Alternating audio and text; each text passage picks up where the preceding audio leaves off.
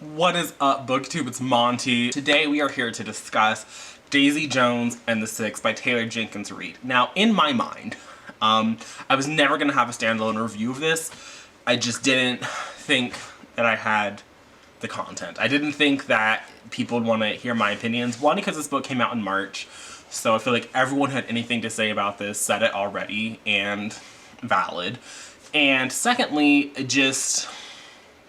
it's the end of the week. It didn't even, like, September is almost over.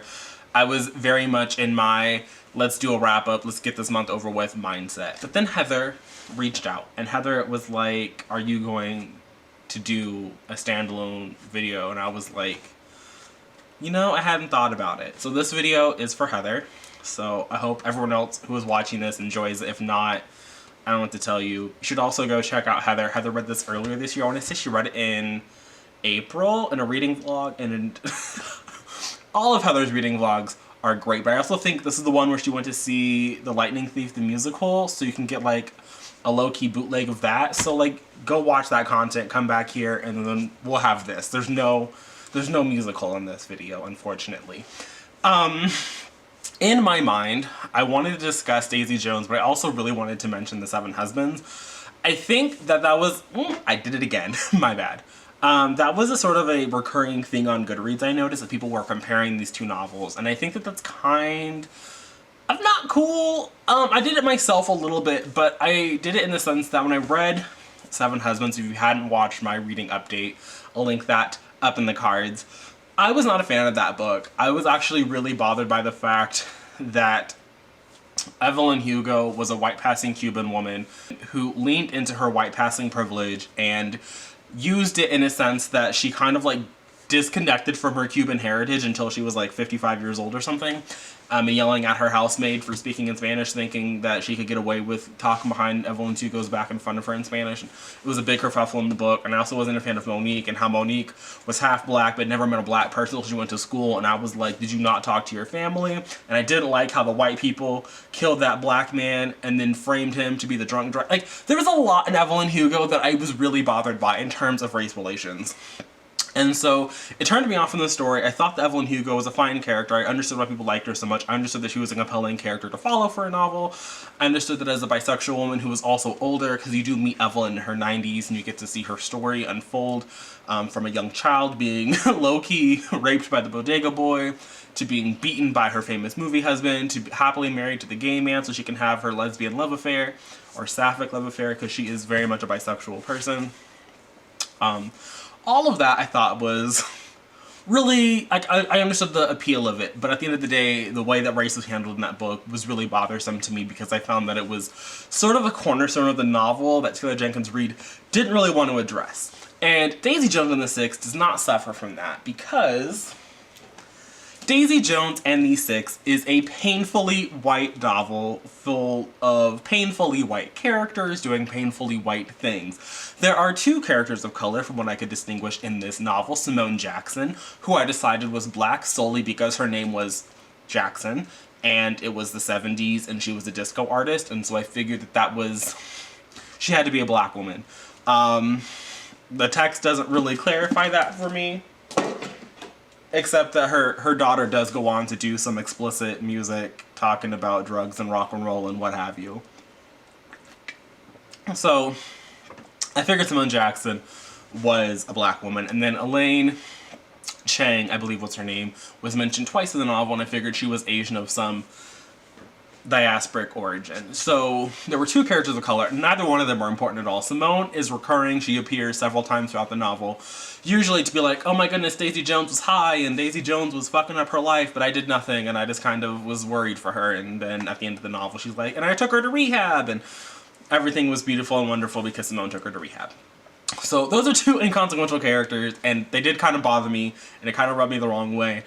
But I did thoroughly enjoy this book. I think originally, when I first tweeted it out, I'd given Daisy Jones and the Six 3 stars on Goodreads, which I feel people think is like some beyond out there rating for me.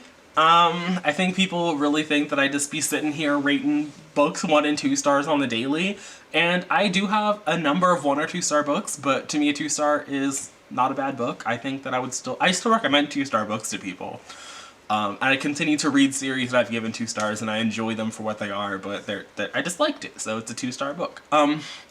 But this one, originally I gave it 3, like I was saying, and then I was thinking, and I was like, bitch, that's not right. And I actually went back and I upgraded it to 4 stars, because aside from the first 20 pages, which I read, like, doing my night routine, like brushing my teeth, getting all that stuff done, I read it in, like, one sitting. I got to Starbucks, I sat down, I had my Trenta iced coffee, don't judge me, and I was drinking it, and I was reading the book, and I was drinking my drink, and I was reading the book, and I was hooked. I was hooked from the very beginning of the novel.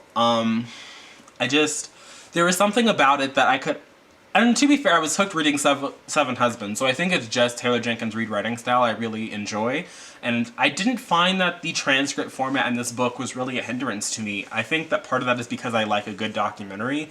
I think that documentaries offer the same kind of, like, mess and drama that a good soap opera can, if it's done well. Like, if you're bored during a documentary, the documentarian didn't do their job right. So I didn't find that there was a hindrance in this thing. I just think that some people don't like documentaries, and reading a documentary in a book is kind of, you know, like, it's still a documentary at the end of the day. But I was here for it.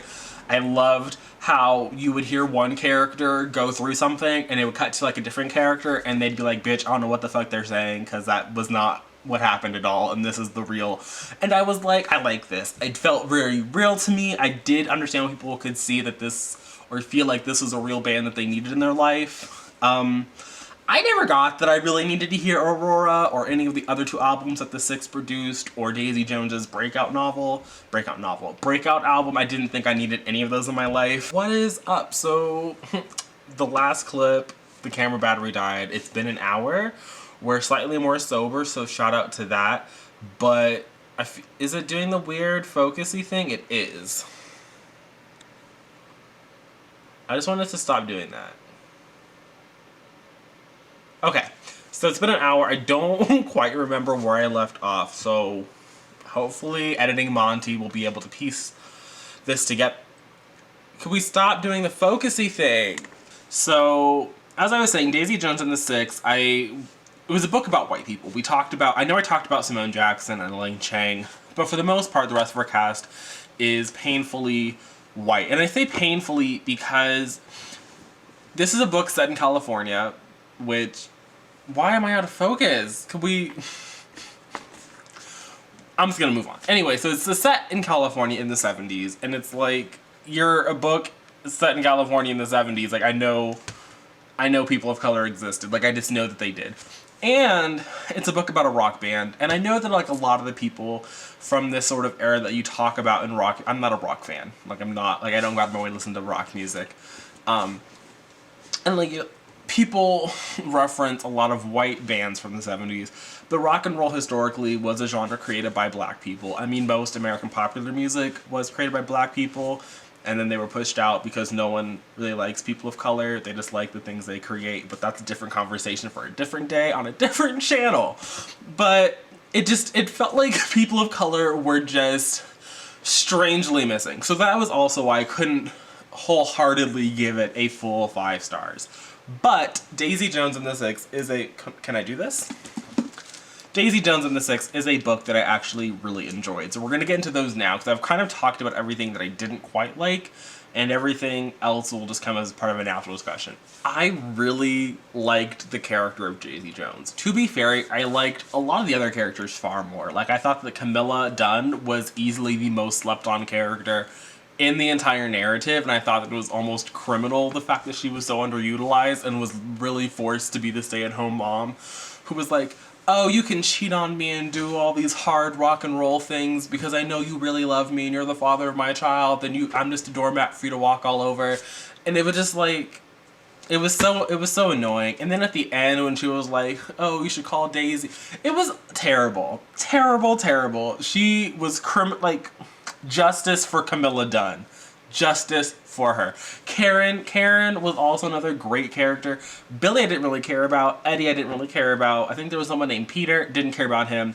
Daisy, though, I loved. I loved Daisy. Do I think that Daisy is an aspirational figure? No, but I think that you'd be really hard-pressed to find people in 70s rock and roll that are aspirational people. Like, they just are. I also felt that this was a very...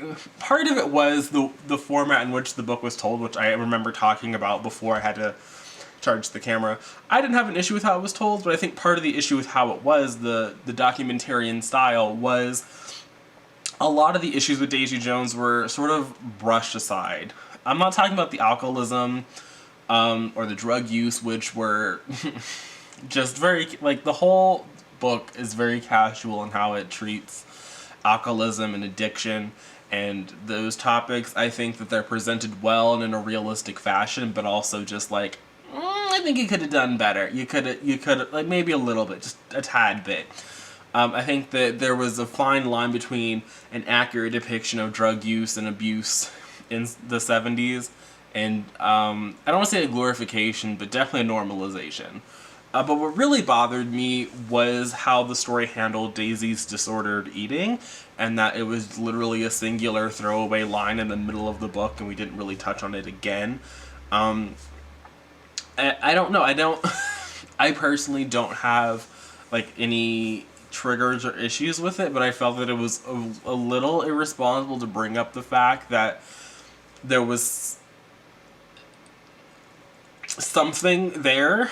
And it wasn't glorified, but again, it was one of those things where it was definitely normalized, and it wasn't seen as an issue the way that all of the other things were. Like, it wasn't an issue in the same way her alcoholism was an issue, or the way her pill addiction was an issue.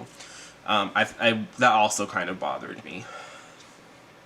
But I really like this. Really, everything I have to say. I don't really have a lot. Like, this is a pretty terrible review, but I did like the characters. I thought they all had distinct personalities, even if I didn't care. Like, even Eddie and Peter, and Warren, and what was it?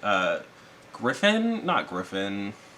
Whoever Karen was banging. I thought they all had individual voices that I could hear, and I felt that they were each distinct characters. Like, I was able to vibe with them. I didn't think I needed a full cast audiobook to connect with them, and I didn't think that the way the book was told was a hindrance. I just think that this was very clearly not a book written for everybody. I guess Taylor Jenkins Reid does deserve rights, and I'm just as shocked as you are that I'm admitting it. So, thanks for watching this review. I'll see you guys in another video, but until then, bye.